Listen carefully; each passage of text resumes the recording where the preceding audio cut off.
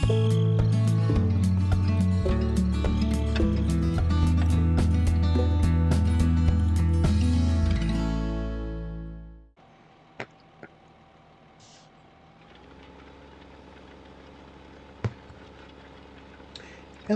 everybody, welcome to Gelvin Valley Farming Simulator 15.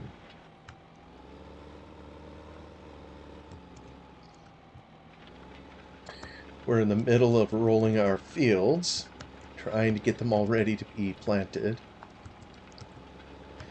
And that's all we're doing to it.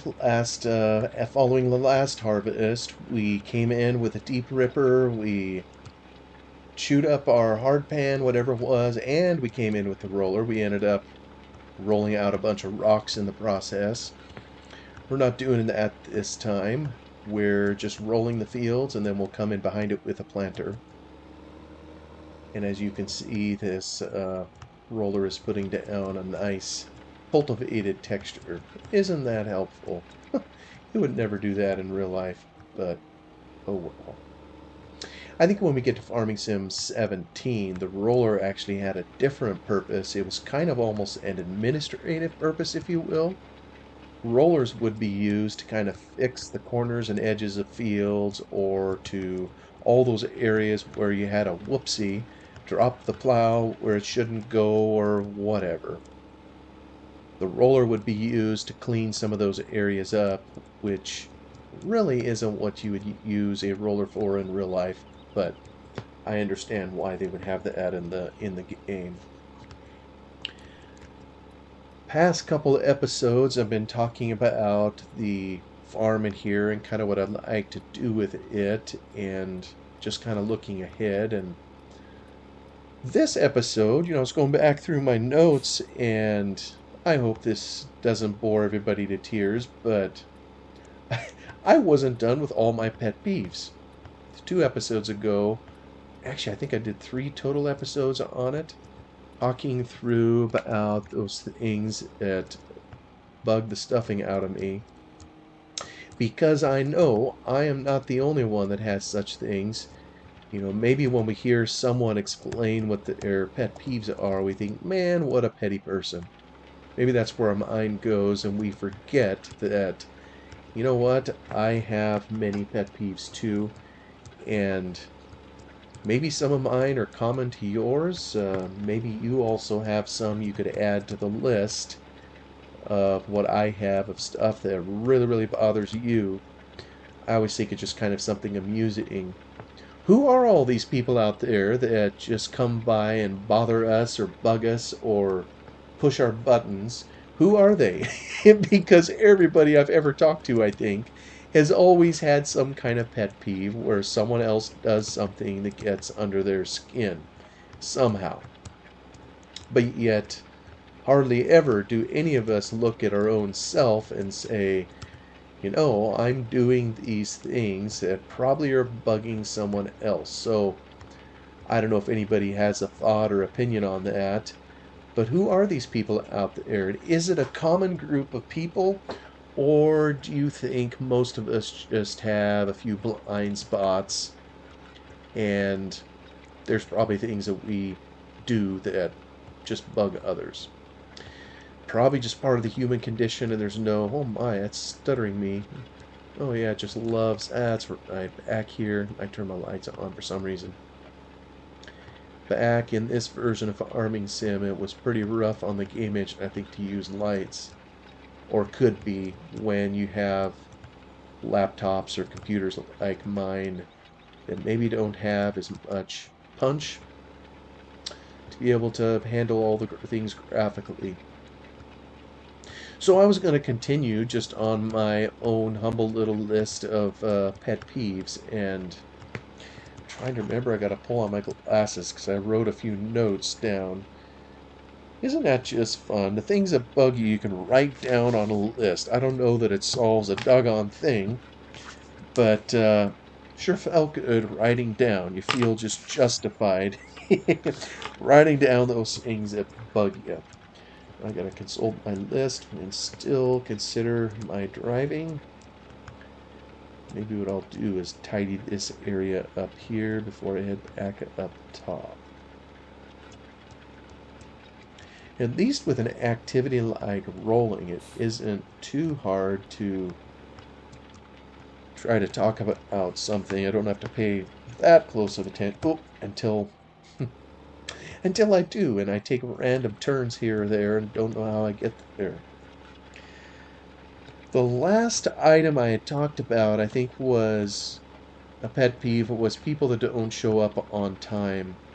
And I'm not talking about the person that's, just a few minutes late but it's the person that does it all the time. I realize stuff happens. Any of us are probably late at any given time to something. But it's that type of person that does it because they are so arrogant that their schedule is just more important than yours. So they will wait to the last possible minute when they know you've gotten started so they can come right in and immediately get to it with no uh, so they can keep doing whatever they were doing previously to the last possible minute. It's some of it I think is an efficient use of their time, but that doesn't mean they want to use your time efficiently.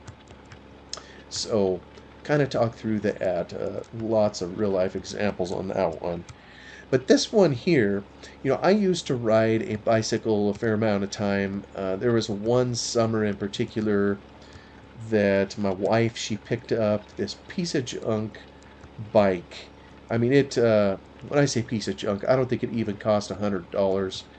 And it looked it, it felt it. I mean, some of the parts on it didn't even work right. And we just knew from the get-go that this thing wasn't going to last very long. So I spent a summer, I was trying to lose some weight and get in some kind of shape, and I was horribly out of shape. And frankly, when it comes to riding a bike, the thing that surprised me the most was just how sore that seat would make my keister.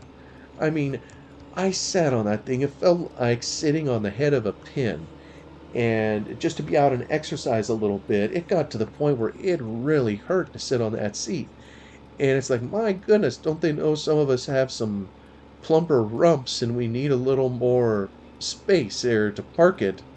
But I totally get it. I mean, there's a reason the seats are the way they are. They want to give your legs room to move, when you're pumping those pedals and what have you. But that really was a shocker to me as to just how much it hurt to go out and ride the thing, to sit on that little tiny bicycle seat.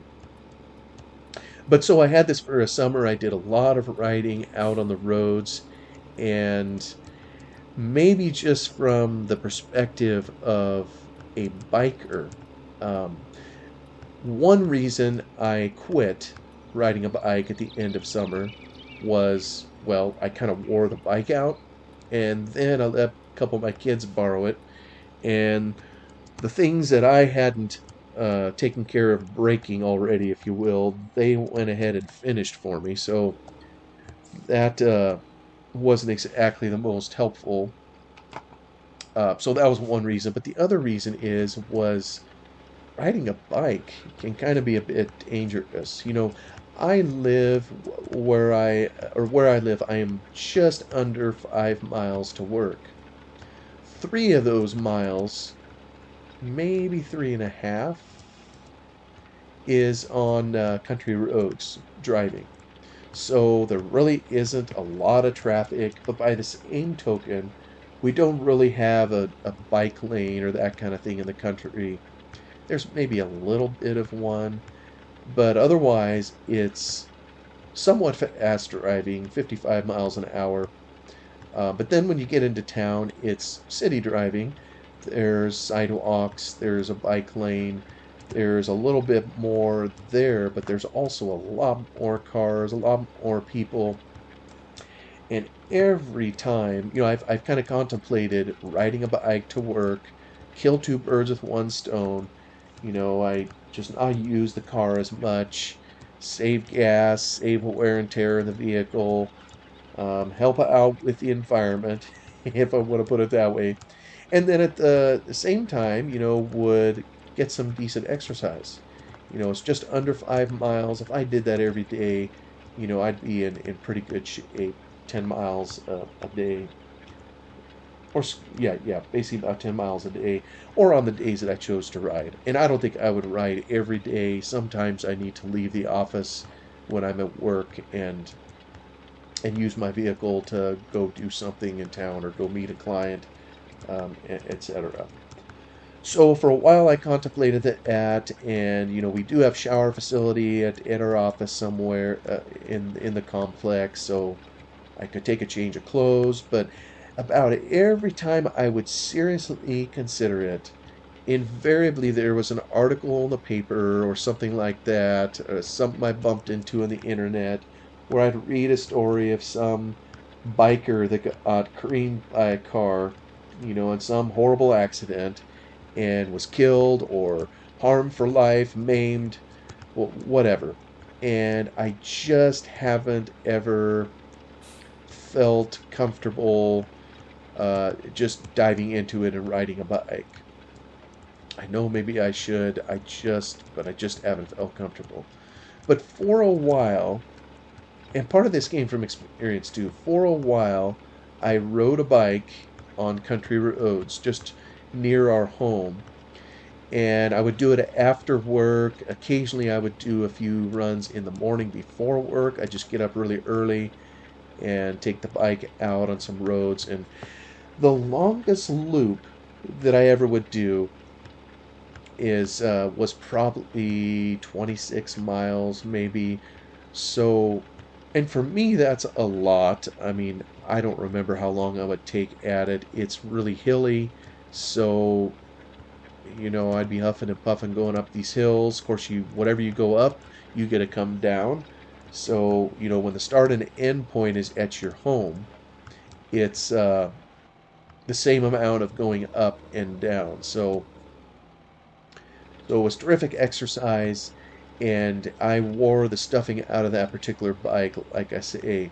But one of the things that I noticed is that there's a lot of people driving on the road who don't notice things. One in particular being bikers. And I'll tell you what, after biking for a while, I learned a new respect for those riding bikes on the road to give them a wide space. And there was so many times I could have been killed. And, I got a cousin-in-law who his nephew was killed from behind. A car came up behind him, didn't see him, and just flattened him. Well, I say flattened him. I think he hit him from behind on the bike with his vehicle and just threw him from it. And I don't know if he hit a tree, landed hard on the pavement, or if it's just the impact with the vehicle itself. It killed him, killed a kid. Um, but there were so many times I'd be out there biking along the edge of the road. I always tried to stay on the right-hand side. I went with traffic. That's what the law is, you're supposed to do. I didn't go against traffic. Some people do that, but that's really, you're supposed to go with the cars. Um, so there would be times, I remember one of the last ones, it just scared the daylights out of me. Unfortunately, or unfortunately, you can't see it coming. The cars, they come up behind you.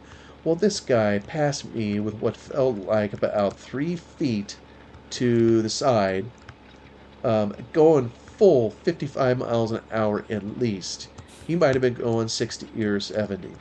Just zoomed around me and got very, very close. I don't know if he saw me. I don't know if he saw me at the last minute and had to swerve away. I just don't know. All I know is when he passed me, I about fell off my bike because he was just so blooming close that I was amazed he didn't hit me. Well, you have had it happen to you enough times. That kind of gives you the jitters and makes you want to quit going out on the road entirely. And I basically have. If I rode a bike again, maybe what I would do. Oh, and the trouble is, it's boring.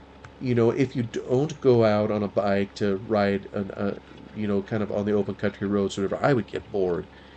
So I would just go out on these roads. But if I had to do it again, I probably would stick close to home and just do it multiple times outside or drive away to try to get the same distance or whatever in.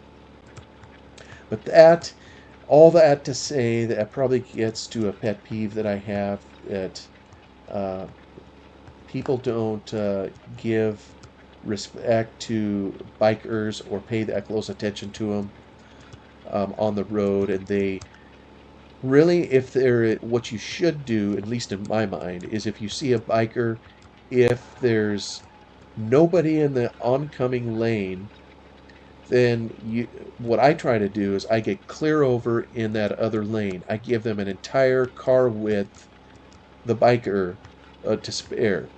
Plus, I slow down.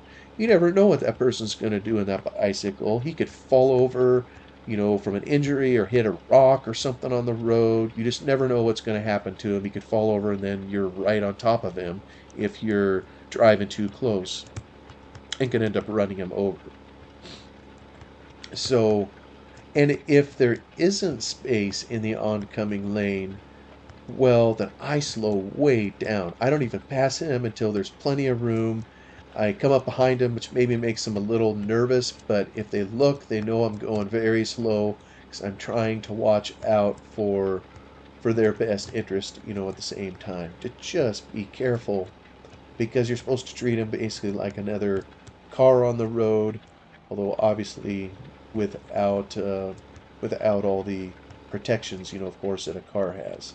You know, uh, when I went out and biked, I did the thing. I put on the helmet. I wore reflective gear. I did whatever I could to try to protect myself. But the reality is, if some car hits you, that helmet isn't going to do anything. Your brains are still going to be scrambled like a bowl full of mush if you ever get nailed, by a car or something. So that was a huge pet peeve when I was a biker, when someone was coming too close. Oh, and I just thought of another one too. And this is true too when I would do some jogging. Um, and I'm I'm not a sports type person. I don't do a ton of exercising. Um, but when I am out exercising or doing it, I give it everything I have. I give it 100% and to it so that it accomplishes whatever good that it's supposed to do. And what that means is a lot of times if I am pedaling a bike up a hill or running or whatever, I am pushing it to the limit of my endurance. I'm going as hard and as fast as I can so that I can remain upright and yet not be so tired that I can't complete my run or whatever. So I guess what I'm trying to say is you're constantly pushing and it's very strenuous, when I tend to be out there. Well, sometimes people don't mean anything bad by it. They're just trying to say hello. If you have a friend that comes by in a car and they honk their horn at you, oh, it would drive me nuts. If someone was coming up behind me when I was biking and they would honk the horn at me just to say hello, um, it would really startle me. It practically make me jump while I'm on the bike. And sometimes I feared it would startle me so much I could literally change, what direction I was driving or if I was running. Maybe I would accidentally go the wrong way. And at the very least, it's just an annoyance. When you're there, picture yourself if you're working hard at something, and I don't care what it is, it could be in the office. And if someone comes in and just startles you, interrupts you when you're trying to be serious and work, how annoying that is. It's kind of something similar. It's because then there's also the class of person that isn't a friend. They're not trying to honk the horn to say, "Hi, I'm here, I see you." There's some that are malicious at it, where even like when I was jogging. Now, when you jog, you're supposed to go against traffic. So, it'd be oncoming cars that you typically would see when you're running. Well, I've had some too before where they will honk the horn right as they get near, and I'm totally not expecting it because you see the car coming, you see that they're getting over so they can give you space. So it's like, oh, the runner knows that the car sees him, so you don't even think about it. But then when they go ahead and honk the horn as if they're trying to warn you off the road, it just startles you, and it's very annoying. That's definitely a pet peeve of mine of people who honk their horns just to try to get under the skin of some hapless sap like me out there trying to burn a few calories and take a few pounds off. And what can I say? I'm getting to be an old man. So those kinds of things maybe startle me more so than maybe they would have when I was younger. But now I want to kind of turn that on its head too. It's not giving a biker or runner space is one thing, and that can be pretty dangerous. But, and maybe this is easier to say this because I've been a biker and a runner. Like I explained earlier, when I was biking, I tried to hug the right side or the far outside edge so that, I had to be on the road, obviously. I had to be visible enough that cars would see me so they didn't hit me, but I didn't want to be in the middle of the road, the middle of the lane. I figured I was just asking for trouble or increasing my risk if I was too close to where the cars roam, if that makes sense. Self-preservation was always top of the mind, when I was doing it. Well, and I never did participate in a biking club. That wasn't something I ever did. But there's been a number of times, where I've headed home from work, even in the short distance that I have, and I'll encounter a group of bikers who are just in this massive blob of bikes and people. They're having a good time. They're out roaming the roads together. But I gotta say, here's where a pet peeve comes from as a driver. All those bikes, they take up an entire lane and they don't let you pass. They don't get over single file, kind of on the far right hand side.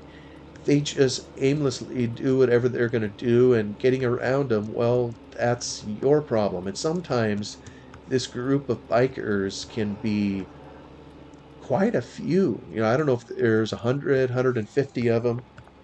We're talking a pretty big group, that's maybe some club just out there riding the roads or whatever, but it can be kind of a hassle. And so I know when they just are oblivious or disrespectful of the cars on the road, recognizing that we also have a place to go. And you know what I think it is? I think they recognize that if they got run over, it would be a bad thing. So they know by default the drivers on the road aren't going to try to purposefully run them down, at least not normal, ethical people. So I think sometimes in the mind, a biker can be, I don't know if it's a false sense of security. They figure, well, nothing's going to happen to me, therefore I don't need to worry about whatever cars are coming along or even pay attention to them. But maybe it isn't that reason at all. Maybe some of them are just jerks and they don't care. There are jerks everywhere in all walks of life. But that's just one I've observed. Sometimes when the bikes get out, I wish they would take steps to, when they go out, fine. But do you have to be in a big old blob to take up the road? I would even be okay with it if they had, say two bikes side by side, as long as they don't take up the whole lane, because oftentimes there's traffic coming the other way and you may not be able to get around them for a while, so they purposely slow you down and there'll be a big old long string of cars. And anyway, another one of my pet peeves. Trying to think if there's any others that I've had while biking.